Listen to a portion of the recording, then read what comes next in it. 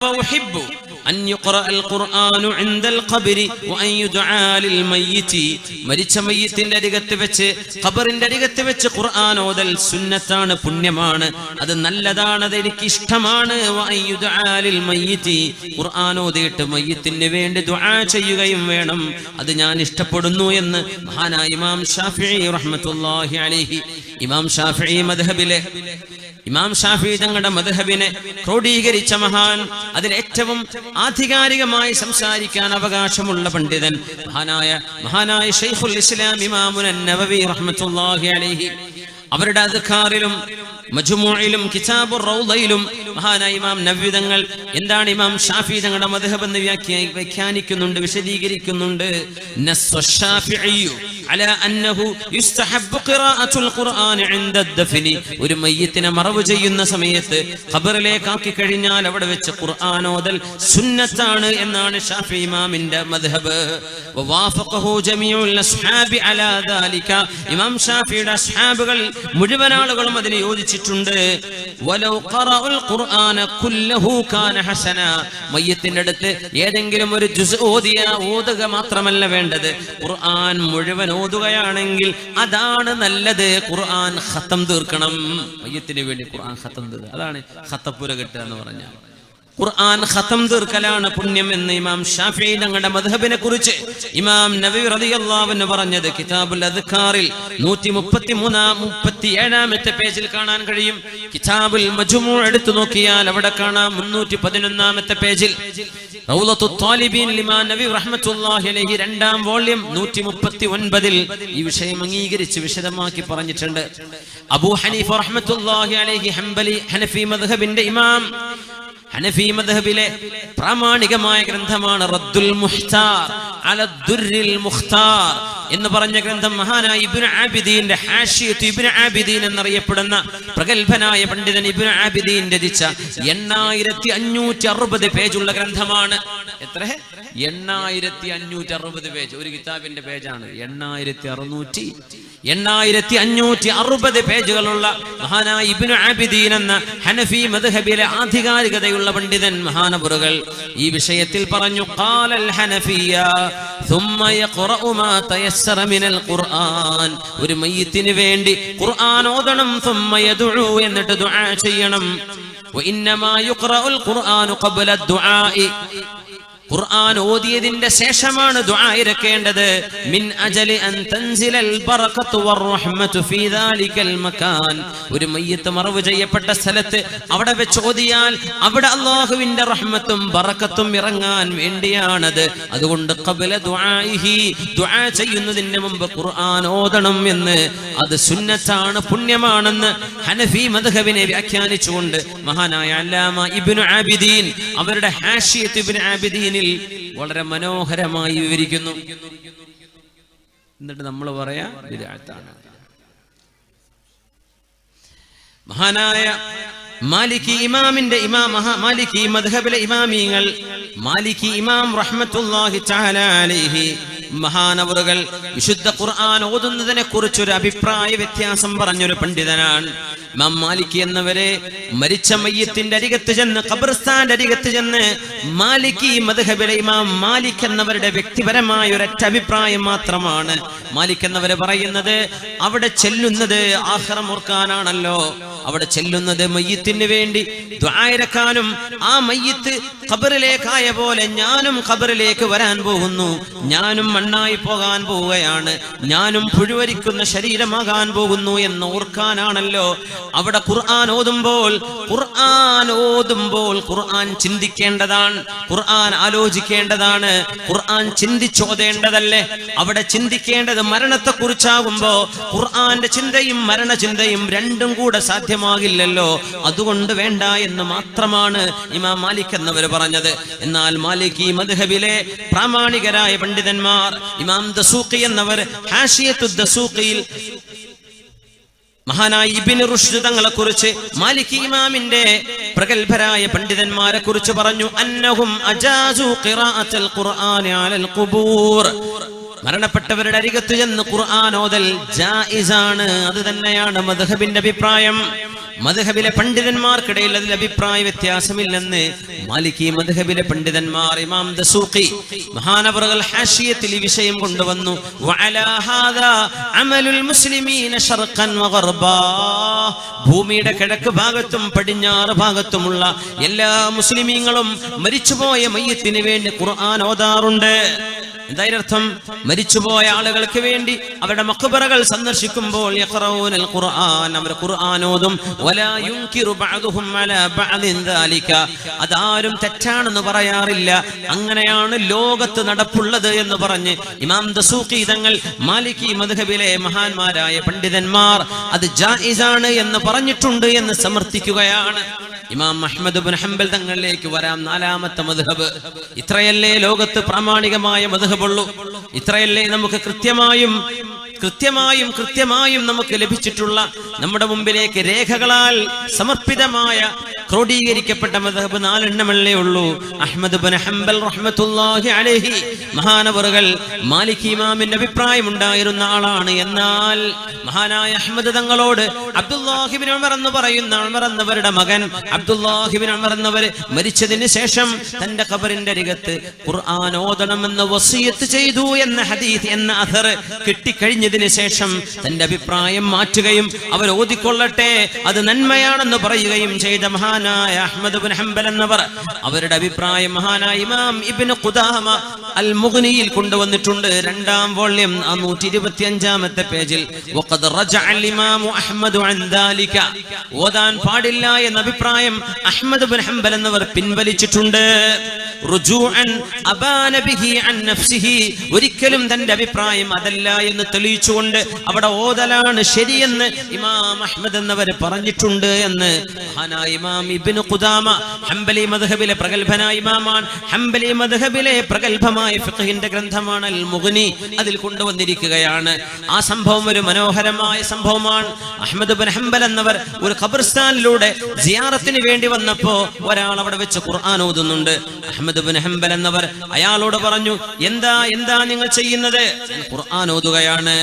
അദ്ദേഹം പറഞ്ഞു, ബിദ്അത്തുൻ, ഇത് ബിദ്അത്തല്ലേ എന്ന് പറഞ്ഞപ്പോ മഹാനായ അഹ്മദ് എന്നവരുടെ ശിഷ്യൻ മുഹമ്മദ് ഇബ്നു ഖുദാമത്തുൽ ജൗഹരി അവർ പറഞ്ഞു, യാ അബാ അബ്ദില്ലാ, അഹ്മദ് ഇബ്നു ഹംബൽ എന്നവരെ, മുബശ്ശിറുൽ ഹലബിയെ കുറിച്ച് നിങ്ങൾ എന്താണ് പറയുന്നത്? എന്താ മുബശ്ശിറുൽ ഹലബിയെ കുറിച്ചുള്ള അഭിപ്രായം? അഹ്മദ് എന്നവർ പറഞ്ഞു, സിഖത്തുൻ, അദ്ദേഹം പ്രാമാണികനാണ്, സത്യസന്ധനാണ്, യോഗ്യനാണ്. കതബ്ത അൻഹു, അഹ്മദ് ഇബ്നു ഹംബൽ ചോദിച്ചു, യഹ്യ ഇബ്നു മഈൻ, നിങ്ങള് മുബശ്ശിറുൽ ഹലബിയെ സംബന്ധിച്ച് ചോദിച്ചിട്ട് മഹാനായ ഇബ്നു ഖുദാമയോട് ചോദിച്ചു, ഇബ്നു ഖുദാമ, മുബശ്ശിറുൽ ഹലബിയെ കുറിച്ച് നിങ്ങൾ എഴുതിയിട്ടുണ്ടോ, ഹദീസ് രേഖപ്പെടുത്തിയിട്ടുണ്ടോ? ഇബ്നു ഖുദാമ പറഞ്ഞു, നഅം ഹദ്ദസനി മുബശ്ശിറുൽ ഹലബി, സത്യസന്ധനായ പ്രാമാണികനായ ആധികാരികതയുള്ള മുബശ്ശിറുൽ ഹലബി എന്നോട് പറഞ്ഞിട്ടുണ്ട് ഇമാമേ. അൻ അബ്ദുറഹ്മാൻ ഇബ്നു അലാ ഇബ്നു ലജ്ലാജ്, ഞാൻ നേരത്തെ പറഞ്ഞ സംഭവം, അവരുടെ പിതാവ് അബ്ദുറഹ്മാനായ അലാ ഇബ്നു ലജ്ലാജ് എന്നവരെ കുറിച്ച് അവര് പറഞ്ഞു, ഞാൻ മരിച്ചാൽ എന്നെ നിങ്ങൾ ഖബറിലേക്ക് വെക്കുകയും എന്റെ മീതെ മണ്ണ് മെല്ലെ വാരിയിടണം, എന്നിട്ട് പറയണം ബിസ്മില്ലാഹി വഅലാ മില്ലത്തി റസൂലില്ലാഹ് എന്ന് പറഞ്ഞ് എന്നെ ഖബറിലേക്ക് വെക്കണം. എന്നിട്ട് വഖറഉ ഇൻദ റഅസി ബിഫാത്തിഹത്തിൽ ബഖറ വഖാതിമതിഹാ, എന്റെ ഖബറിന്റെ അരികത്ത് വെച്ച് നിങ്ങൾ സൂറത്തുൽ ബഖറയുടെ ആദ്യ ഭാഗവും അവസാന ഭാഗവും ഓതണേ. ഫഇന്നി സമിഅതു ഇബ്നു ഉമർ എന്നവരെ ഞാൻ കേട്ടിട്ടുണ്ട്, യൂസി ബിദാലിക വയസ്തഹിബ്ബുഹു, അത് സുന്നത്താണെന്നും നല്ലതാണെന്നും പറഞ്ഞ് ഇബ്നു ഉമർ എന്ന ഹബീബിന്റെ സ്വഹാബി വസിയത്ത് ചെയ്യാറുണ്ടായിരുന്നു എന്ന ആ ഒരു ഹദീസ്, ആ ഒരു അഥർ ഇബ്നു ഖുദാമ തങ്ങൾ ഉദ്ധരിച്ചപ്പോൾ ഇമാം അഹ്മദ് റളിയല്ലാഹു അൻഹു പറഞ്ഞു, ആ മനുഷ്യനോട് ചെന്ന് പറയണം, യഖറഉ, ഖുർആൻ ഓതിക്കൊള്ളട്ടെ, ഖബറിന്റെ അരികത്ത് അയാൾ ഓതിക്കൊള്ളട്ടെ എന്ന് ഇമാം അഹ്മദ് എന്നവർ തിരുത്തി എന്ന വിവരം സംഭവ സഹിതം മഹാനായ ഇബ്നു ഖുദാമ തങ്ങൾ വിശദീകരിച്ചിട്ടുണ്ട്. ഇമാം ഖലാൽ എന്നവരെ വിശദീകരിച്ചിട്ടുണ്ട്. 4 മദ്ഹബിന്റെ ഇമാമിങ്ങൾ, മുൻഗാമികളായ ആളുകൾ, മരിച്ചുപോയ ആളുകൾക്ക് വേണ്ടി ഖുർആൻ ഓതണം, അത് സുന്നത്താണ് എന്ന് പഠിപ്പിച്ചവരാണ്. അത് സുന്നത്താണ്, അത് പുണ്യമാണ്. വീട്ടിൽ നിന്ന് ഓദിക്കോ, ഖബറിന്റെ അടുത്ത് വന്ന് ഓദിക്കോ, പുരുഷന്മാർ ഉസ്താദന്മാരോട് കുട്ടികളോട് മുതഅല്ലിമീങ്ങളോട് ഓതാൻ പറഞ്ഞോളൂ, അവർക്ക് എന്തെങ്കിലും പാരിതോഷം കൊടുത്തോളൂ, സന്തോഷിപ്പിച്ചോളൂ, ഒന്നും കുഴപ്പമില്ല. നമുക്ക് ഹദിയ ചെയ്യാം. നമുക്ക് ഹദിയ ചെയ്യാം. ഇബ്നു തൈമിയ്യ മജ്മൂഉൽ ഫതാവയിൽ റഖ്ഖസ ഫീഹാ, ഖുർആൻ ഖബറിന്റെ അരികത്ത് ഓതുന്നതിന് വിരോധമില്ല, അത് ജായിസാൻ. ഇമാം അഹ്മദ് എന്നവരുടെയും മറ്റു വിഷയങ്ങൾ, ഇബ്നു ഉമർ എന്നവരുടെ വിഷയങ്ങളൊക്കെ ഉദ്ധരിച്ചുകൊണ്ട് ഇബ്നു തൈമിയ്യ ആ വിഷയം അംഗീകരിച്ചിട്ടുണ്ടല്ലോ. ഇമാം അൽ ഖലാൽ റഹ്മത്തുള്ളാഹി അലൈഹിയുടെ കിതാബ് അൽ അംറു ബിൽ മഅറൂഫി വൻ നഹ്യു അനിൽ മുൻകർ, മഹാനവറുകളെ കുറിച്ച് ഇബ്നുൽ ഖയ്യിം എന്നവർ ഉദ്ധരിക്കുന്നുണ്ട്. അനിൽ ഹസൻ ഇബ്നു മുഹമ്മദ് ഇബ്നു സാലിഹ് അസ്സഅഫറാനി, ഇമാം ഷാഫിഈ തങ്ങളുടെ ഷാഫിഈ തങ്ങളുടെ മദ്ഹബിലെ പ്രഗൽഭനായ പണ്ഡിതൻ മുഹമ്മദ് ബിൻ സുബാഹു അസ്സഅഫറാനി റഹ്മത്തുള്ളാഹി അലൈഹി, ഇമാം ഷാഫിഈ തങ്ങളുടെ ശിഷ്യനാണ്. ഹിജ്റ 160 വഫാത്തായ മഹാൻ. അവരുടെ ഹദീസ് ഇമാം ബുഖാരി തങ്ങൾ കൊണ്ടുവന്നിട്ടുണ്ട്, 4 സുനന്റെ ഇമാമിയങ്ങൾ കൊണ്ടുവന്നിട്ടുണ്ട്. അവർ പറയുന്നുണ്ട്, സഅൽതു ഷാഫിഇയ്യ, ഇമാം ഷാഫിഇയോട് ഞാൻ ചോദിച്ചു, അനിൽ ഖിറാഅത്തി ഇൻദൽ ഖബർ, മരിച്ചുപോയ ആളുടെ അരികത്ത് വെച്ച് ഖുർആൻ ഓതിയാൽ അവർക്ക് കൂലി കിട്ടുമോ, അതുകൊണ്ട് വിരോധമുണ്ടോ, എന്താണ് അതിന്റെ അഭിപ്രായം എന്ന് ചോദിച്ചപ്പോൾ ലാ ബഅസ ബിഹാ, അതിന് യാതൊരു പ്രയാസവുമില്ല, യാതൊരു ബുദ്ധിമുട്ടുമില്ല, യാതൊരു കുഴപ്പവുമില്ലെന്ന് ഇമാം ഷാഫിഈ മറുപടി പറഞ്ഞിട്ടുണ്ടെന്ന് ഷാഫിഈ മദ്ഹബിലെ ഷാഫിഈ ഇമാമിന്റെ തന്നെ പ്രഗൽഭനായ ശിഷ്യൻ മഹാനായ ഹസൻ ഇബ്നു മുഹമ്മദ് ഇബ്നു സുബാഹു അസ്സഅഫറാനി റഹ്മത്തുള്ളാഹി അലൈഹി, ഷാഫിഈ മദ്ഹബുകാരെ ചെയ്യുന്ന ഈ കാര്യം ആ മദ്ഹബ് അംഗീകരിക്കുന്ന ആളുകളോട് പിന്നെ എന്തിനാ ബിദ്അത്ത് എന്ന് പറയുന്നത്? നിങ്ങൾ ചെയ്യില്ലെങ്കിൽ വേണ്ട, അത് ചെയ്യുന്നവരോട് ബിദ്അത്ത് എന്ന് പറയല്ലേ. മഹാനായ ഇമാം ഖല്ലാൽ എന്നവര് ശഅബി ഇമാമിനെ ഉദ്ധരിച്ചുകൊണ്ട് പറയുന്നുണ്ടല്ലോ, അൻസ്വാരികൾ അവരുടെ കൂട്ടത്തിൽ മരിച്ചുപോയ ആളുകൾക്ക് വേണ്ടി അവരെ ഒറ്റക്കും കൂട്ടമായും അവര് ഖബറിന്റെ അരികത്ത് വന്ന് ഖുർആൻ ഓതുമായിരുന്നു. അൻസ്വാരികൾ ചെയ്തു, മുഹാജിറുകൾ ചെയ്തു. ഇബ്നു ഉമർ റളിയല്ലാഹു അൻഹു എന്ന സ്വഹാബിയെ, ഇബ്നു ഉമർ എന്നവർ അൻസ്വാരിയാണ്, വസിയത്ത് ചെയ്തു. ഇബ്നു തൈമിയ്യ അംഗീകരിച്ചു. 4 മദ്ഹബിന്റെ അഭിപ്രായവും അതുതന്നെ. ഇങ്ങനെയുള്ള ഒരു വിഷയമാണ് ഒരു ആയത്തും ഒരു ഹദീസും കവലയിൽ വെച്ച് ഓതിയിട്ട് മുസ്ലിമീങ്ങൾ ചെയ്യുന്ന ബിദ്അത്താണെന്ന് പറയുന്നത്. നിങ്ങൾ ദയവ് ചെയ്ത് നിർത്തിവെക്കണം. വേറെന്തെങ്കിലും നിങ്ങൾ പറഞ്ഞു കൊടുക്കുക. പ്രാമാണികമായ ആളുകൾ, പ്രഗത്ഭരായ പണ്ഡിതന്മാർ അംഗീകരിച്ച വിഷയങ്ങളെ സംബന്ധിച്ച് അങ്ങനെ പറയരുത് എന്ന് മാത്രം ഞാൻ ഇവിടെ ഓർമ്മിപ്പിക്കുകയാണ്. ഇത് നിർബന്ധാണോ? നിർബന്ധമല്ല, വേണമെങ്കിൽ ചെയ്താൽ മതി. ഖുർആനോ നിർബന്ധാണെന്നൊന്നും ഒരിക്കലും നമ്മൾ പറയില്ല. ഖുർആനോദൽ നിർബന്ധമല്ല. മരിച്ച മയ്യത്തിന് നമുക്ക് എന്ത് ചെയ്തു കൊടുക്കാൻ പറ്റും? മറ്റുപകാരങ്ങൾ. തൽഖീൻ, നമ്മുടെ മുല്ലാക്കാരൊക്കെ ഇരിക്കൂലേ, മയ്യത്ത് മറവ് ചെയ്തു കഴിഞ്ഞാൽ അവിടെ ഇരുന്നിട്ട് തലന്റെ അടുത്ത് ഇരുന്നിട്ട് പറയൂലേ, യാ അബ്ദല്ലാഹ് ഇബ്നു അബ്ദില്ലാഹ്, ഇന്നാലിന്നവന്റെ മകനെ, ഇന്നാലിന്നവന്റെ മോനെ, അല്ലാഹുവിന്റെ മലക്ക് നിന്റെ അരികത്ത് വരികയും നിന്നെ ഇരുത്തുകയും ചെയ്തിട്ട് മർ റബ്ബുക വമൻ നബിയുക വമാ ദീനുക വമാ ഖിബ്ലതുക വമൻ ഇഖ്വാനുക എന്നൊക്കെ ചോദിച്ചാൽ നീ പറയണേ, അല്ലാഹു റബ്ബി മുഹമ്മദുൻ നബി ഇസ്ലാമു ദീനി എന്ന് പറയുന്ന തൽഖീൻ. അതിനെ സംബന്ധിച്ചും ആളുകൾ പറയും അത് ബിദ്അത്താണ്. اللهم ثبته عند السؤال، اللهم ألهمه الجواب، اللهم جاف القبر عن جنبيه، اللهم اغفر له وارحمه എന്നൊക്കെ പറയും. തസ്ബീത്ത് പറ്റും. ഇത് ബിദ്അത്താണെന്ന് പറയും. ബിദ്അത്താണെന്ന് പറയരുത്. തൽഖീനും മഹാന്മാർ അംഗീകരിച്ച വിഷയമാണ്. നിങ്ങളൊക്കെ അംഗീകരിക്കുന്ന ഇബ്നു തൈമിയ്യ അംഗീകരിച്ച പിന്നെ അതിനപ്പുറം നിങ്ങൾക്ക് പറയാനില്ലല്ലോ. അതുകൊണ്ട് ഞാൻ ഇബ്നു തൈമിയ്യ ഉദ്ധരിക്കുന്നത്. അദ്ദേഹത്തിന്റെ കിതാബിന്റെ ബറക്കത്തെടുക്കാൻ വേണ്ടി പറയല്ല. പക്ഷേ ചില ആളുകൾക്ക് അങ്ങനെ പറ്റുള്ളൂ. ഓരോരുത്തർക്ക് അവനാന്റെ ആൾക്കാരെ പറ്റി പറഞ്ഞാലല്ലേ ഇഷ്ടാവുള്ളൂ. ഹദീസ് തൽഖീനെ സംബന്ധിച്ച് വന്ന ഹദീസ് ദുഅഫുണ്ട്, ശരിയാണ്. പക്ഷേ ഫളായിലുൽ അമാൽ, ഒരു കർമ്മത്തിന്റെ പ്രാധാന്യം മനസ്സിലാക്കി തരാൻ വേണ്ടി ദുഅഫുള്ള ഹദീസുകൾ ഉദ്ധരിക്കുന്നതിന് ഒരു വിരോധവുമില്ലെന്ന് മഹാന്മാർ അംഗീകരിച്ച വിഷയമാണ്. പോട്ടെ, ദുഅഫുള്ളതുകൊണ്ട് അംഗീകരിക്കില്ല എന്ന് പറയാം. എന്നാലും മറ്റ് ഹദീസുകളുടെ ആശയം ഇതിനെ ബലപ്പെടുത്തുന്നുണ്ട് എന്നാണ് ആലിമീങ്ങൾ പറയാം. ആ ദുഅഫുണ്ട് എന്ന് പറയുന്ന ഹദീസ് ഇങ്ങനെയാണ്. റസൂലുള്ളാഹി തങ്ങൾ പറഞ്ഞത്, ഇദാ ദഫൻതുമുൽ മയ്യിത, അബൂ ഉമാമ റളിയല്ലാഹു അൻഹുവിന്റെ ഹദീസാണത്. ഇമാം തബറാനി മുഅ്ജമുൽ കബീറിൽ കൊണ്ടുവന്നത്. മഹാനായ ഇബ്നു മൻജ കിതാബുർ റൂഹിൽ ഉദ്ധരിച്ചിട്ടുള്ള ഇമാം ഇബ്നു ഖലാൽ അവരുടെ കിതാബുകളൊക്കെ കൊണ്ടുവന്നു. നബി തങ്ങൾ പറയാ, ഒരു മയ്യിത്തിനെ നിങ്ങൾ മറവ് ചെയ്താൽ ഫൽയഖും അഹദുക്കും ഇൻദ റഅസിഹി, ഒരാൾ തലയുടെ അരികത്ത് നിൽക്കണം. ഫൽയഖുൽ, എന്നിട്ട് പറയണം, യാ ഫുലാൻ ഇബ്നു ഫുലാൻ, ഇന്നാലിന്റെ മകനായവനെ. പാപ്പാന്റെ പേര് പറയാ, ഇയാളുടെ പേരും പറയാ. ഇന്നാലിന്ന, ഇപ്പൊ അബ്ദുള്ളന്റെ മകൻ മുഹമ്മദ് ആണ്, യാ മുഹമ്മദ് ഇബ്നു അബ്ദുല്ലാ. പറയുന്നു, നിങ്ങൾ വിളിക്കുമ്പോൾ അവർ കേൾക്കുന്നുണ്ട്, പക്ഷെ അവർക്ക് മറുപടി പറയാൻ കഴിയില്ല. എന്നിട്ട് പറയണം, യാ ഫുലാന ബിന ഫുലാന, ഇന്നാലിന്നവളുടെ, ഉമ്മാന്റെ പേര് പറയാം, ഉമ്മാന്റെ മകനെ, ഇന്നാലിന്നവളുടെ മകനെ. നബി തങ്ങൾ പറയുന്നു അവനെ ഇപ്പോൾ അല്ലാഹുവിന്റെ മലക്കുകൾ പിടിച്ചിരുത്തും. പിന്നെ പറയണം ഒന്നുകൂടെ, യാ ഫുലാന ബിന ഫുലാന, ഉമ്മാന്റെ പേര് പറഞ്ഞിട്ട് ഇന്നാലിന്നവളുടെ മകനെ. അപ്പോ മയ്യിത്ത് പറയും, അർഷിദിനാ റഹിമകല്ലാഹ്, എന്താണ് നിങ്ങൾ എന്നെ വിളിക്കുന്നത്, എനിക്ക് പറഞ്ഞു തരൂ, എന്താ നിങ്ങൾക്ക് പറയാനുള്ളത് എന്ന് മയ്യിത്ത് പറയുന്നുണ്ട്. വലാകിന്നകും ലാ തസ്മഊൻ, നിങ്ങൾക്കത് കേൾക്കുക സാധ്യമല്ല. എന്നിട്ട് പറയണം, യാ അബ്ദല്ലാഹ് ഉദ്കുർ മാ ഖറജ്ത അലൈഹി മിനദ് ദുനിയാ അന്നക തശ്ഹദു അൻ ലാ ഇലാഹ ഇല്ലല്ലാഹ് വ അന്ന മുഹമ്മദർ റസൂലുള്ളാഹ്. അല്ലാഹുവിനെ അംഗീകരിച്ചിട്ടും പ്രവാചകനെ അംഗീകരിച്ചും ജീവിച്ചു പോയ ആളല്ലേ നീ. വ അന്നക റദീത ബില്ലാഹി റബ്ബൻ വ ബിൽ ഇസ്ലാമി ദീനൻ വ ബി മുഹമ്മദിൻ നബിയ്യാ, അല്ലാഹുവിന്റെ റസൂലിനെ നബിയായും ഇസ്ലാം മതമായും അംഗീകരിച്ചവനല്ലേ. ഖുർആനിന്റെ മാർഗ്ഗദർശിയായി നീ അംഗീകരിച്ചവനല്ലേ. വ ബിൽ ഖുർആനി ഇമാമാ.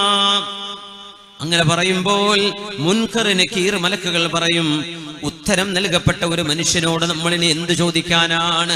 ഇത് പറഞ്ഞിട്ടാണ് പറയേണ്ടത്, നിന്റെ റബ്ബാരാണെന്ന് ചോദിക്കും, പറയും അല്ലാഹു റബ്ബി. അത് കേൾക്കൂല എന്നാണോ നിങ്ങൾ പറയണത്? ഞാൻ സംശയം കൊണ്ട് ചോദിക്കുകയാണ്. തെൽക്കീൻ ചൊല്ലിക്കൊടുത്താൽ മയ്യത്ത് കേൾക്കില്ല എന്നാണോ പറയുന്നത്? അല്ലാഹുവിന്റെ റസൂല് പറയാ, ഒരു മയ്യത്തിന് തൊട്ടരികത്ത് വരുന്ന ആളുകളുടെ ചെരുപ്പിന്റെ വാറ് കേൾക്കാൻ കഴിയുന്നു. ചെരുപ്പിന്റെ വാറിന്റെ ശബ്ദം മയ്യത്തുകൾക്ക് കേൾക്കാൻ കഴിയും. നമ്മൾ ഈ പറയുന്ന ഈ ശബ്ദം മയ്യത്തുകൾ കേൾക്കാൻ കഴിയും. പിന്നെ ഈ തൽക്കീന്റെ ശബ്ദം കേൾക്കാൻ കഴിയില്ല എന്നാണോ പറയുന്നത്? നബി തങ്ങൾ പറയാ, സലാം പറഞ്ഞാൽ ആര് ബന്ധുക്കൾ സലാം പറഞ്ഞാൽ എന്റെ ബന്ധു സലാം പറഞ്ഞു എന്ന് ബന്ധുവിന്റെ പേര് ആളാരാണെന്ന് മയ്യത്തിനറിയാം എന്ന് ആര് പറഞ്ഞു? റസൂലുള്ളാഹി തങ്ങൾ സ്വല്ലല്ലാഹു അലൈഹി വസല്ലം. ഹദീസുകൾ തെളിവാണതിന്. ഈ വിഷയം നമ്മൾ കുമ്പോൾ തങ്ങളുടെ പരിപാടി കഴിഞ്ഞ മാസം ഞാൻ ഒരു ഫുൾ വിഷയം അത് തന്നെയായിരുന്നു. വേണമെങ്കിൽ ആ വിഷയം രണ്ടാമത് കേട്ടു നോക്കിയാൽ മതി. ഇബ്നുൽ ഖയ്യിം തങ്ങളും ഇമാം നവവി തങ്ങളും റിയാഉൽ മഖ്ദസിയും ഇവരൊക്കെ മഹാന്മാരായ പണ്ഡിതന്മാരാണ്.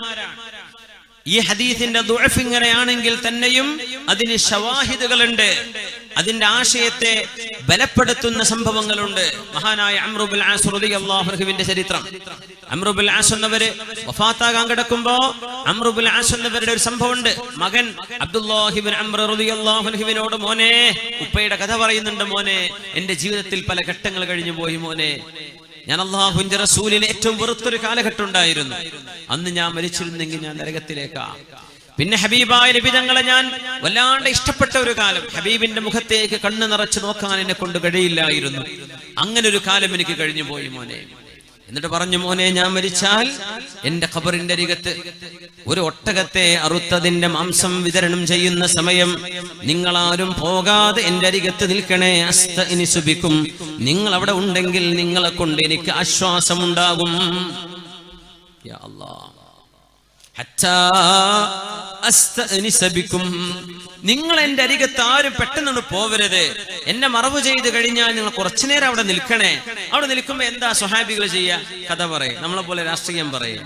സ്വഹാബിമാർ എന്ത് ചെയ്യും? ഒന്നുകിൽ ദിക്ർ ചൊല്ലും, അല്ലെങ്കിൽ ഖുർആൻ ഓതും, അല്ലെങ്കിൽ നന്മ ചെയ്യും, നല്ലത് പറയും. ഹത്താ അസ്തഇനിസ ബിക്കും, നിങ്ങൾ എന്റെ അടുത്ത് നിൽക്കണേ, എന്നെ ഒറ്റക്കാക്കി പോകരുതേ. നിങ്ങൾ അവിടെ നിൽക്കുന്നത് എനിക്ക് ആശ്വാസമാണ്. മുഅ്മിനീങ്ങളായ ആളുകൾ തൽഖീൻ ചെയ്യുമ്പോൾ അവിടെ നിൽക്കണില്ലേ? ആ നിൽക്കുന്നത് മയ്യിത്തിന് ആശ്വാസമല്ലേ?